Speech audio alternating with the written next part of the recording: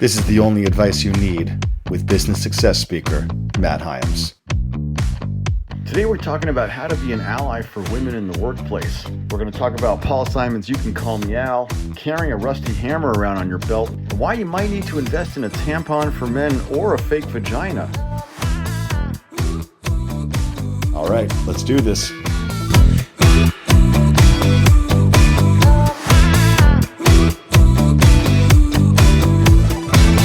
So how can you be a male ally at work? Well, you have to let the women you work with know that you're their friend.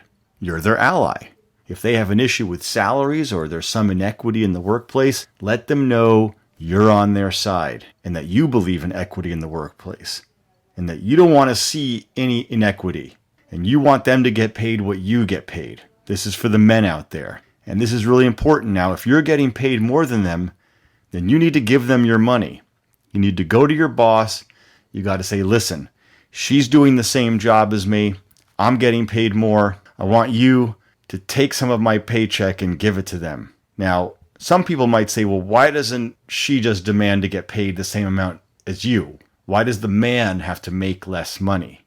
The man has to make less money because they need to be brought down to know what it feels like to be put in the woman's shoes. And they should also wear the same size of shoe as the women in their company. The biggest man in the company should wear the smallest woman's shoe of the female employee in that company. And the smallest woman should wear the biggest man's shoe. They should switch shoes. Now that might look a little clownish on the woman, but that's also going to empower her, break that glass ceiling, make her feel like, oh, so this is what it's like to walk in a big man's shoes. So you have to first be at their level of pay to know what that feels like, because that's empathy. That's walking in another person's shoes. So bring your salary down. Now, you might be making less money for your family at that point. You might have to cut corners. Your wife or your gay partner or your non-binary spouse might say to you, why are we making less money just because a woman at work is not making as much money as you? And you have to say, because I'm being an ally. I'm progressive.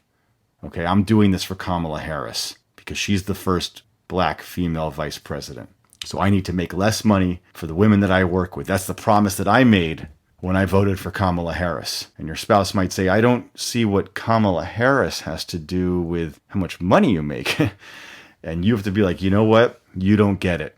And I'm questioning whether you ever did and whether this is even the right relationship for me. Because look, if your spouse questions why you need to make less money because a woman in your workplace makes less money, then how can you ever be on the same page with them? This is not someone who's progressive and understands the glass ceiling. Ironically, because they might be a woman themselves, and you can throw that in their face. How can you fight me on this? I'm doing this for you. And they say, well, we can't even buy groceries this week. And you say, and neither can she. So you need to break that glass ceiling. And you need to bring a metaphorical tool to work that could break a glass ceiling. When I wanted to break the glass ceiling or help women that I worked with, I carried a hammer around in my belt. I had like a workman's belt. It was a regular office. I'm not a handy person, but I wore a workman's belt and I carried tools around that could theoretically break the glass ceiling, like a hammer or a mallet. And women would tell me that they appreciate it, but they were actually more scared of me now that I was carrying around these tools because they looked like weapons that often were used violently.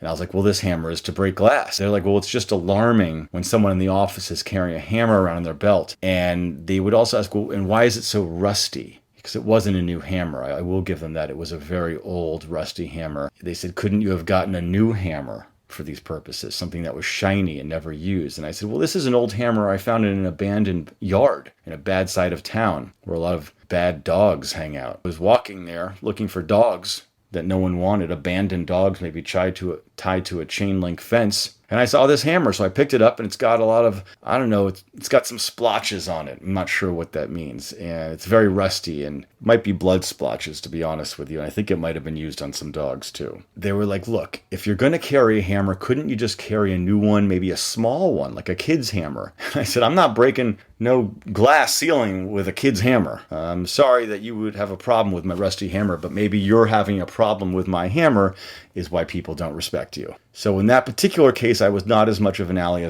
as I wanted to be, or as I could have been. But that particular woman who I had that conversation with about my hammer, she was very difficult. I wasn't ready and able to be an ally for her. And she sort of had it coming, to be honest with you. And I actually requested that she be fired because I couldn't get along with her. I was doing everything I could for her, and she didn't appreciate it. And so what are you going to do? So if you're doing something to help with equity in the workplace and they're like, you're not helping enough, well, you can just be like, well, then I'm not going to help at all. How does that sound? And that's what I said to her that day. I think another thing you can do if you want to be an ally in the workplace is call yourself Ally. Change your name, or Allie. I changed my name to Allie. I told people my name is now Allie. And so though they were like, oh, Allie?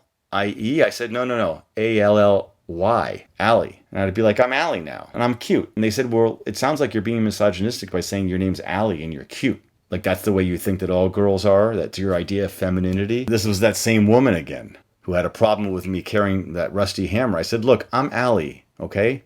Do you want to get a salad? And she said, I don't eat salads.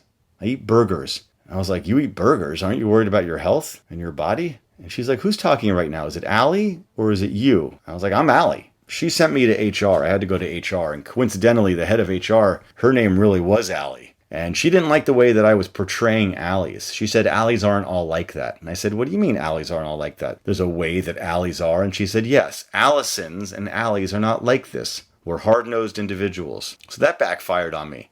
But that doesn't mean it's a bad idea. You can still be an ally by playing the song You Can Call Me Al by Paul Simon. I used to play that song all the time in the office.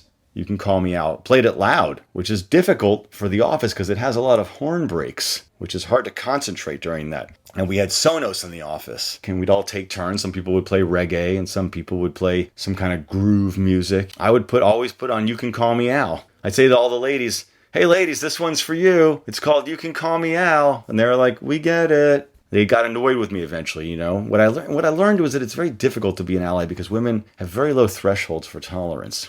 And they get annoyed very quickly because they're emotional. And their systems are not like a man's. They're quick to judge. And they're not very tolerant and they get annoyed quickly. So it's not an easy thing to be an ally. But I thought playing You Can Call Me Out would be a big help. You know, the lyrics, you know, a man walks down the street. He says, why am I short in the middle now? Why am I soft in the middle now? Or something. Why is the rest of my life so long? I want a photo opportunity. I want a shot at redemption. Don't want to end up a cartoon in a cartoon graveyard. I don't know what those lyrics mean, but when I said them to women, they would get calm in the workplace. And I'd say, you're not making as much money as me, but I don't want to end up in a cartoon graveyard. And they said, thank you, because that means a lot. And I said, you can call me Al. And it seems like they know what the lyrics mean, but I didn't. And that's all that mattered. And you should tell them that they can call you Al. And you know, if you see that their ideas are getting shot down, and you have to call it out, because women don't typically advocate for themselves as confidently as men do. And research has shown that men are overconfident, whereas women tend to stay more on the humble side and downplay their abilities because they don't want to come off as conceited or overconfident. Men don't have that problem because men are confident and women aren't. So if you feel like the women in a meeting in your company aren't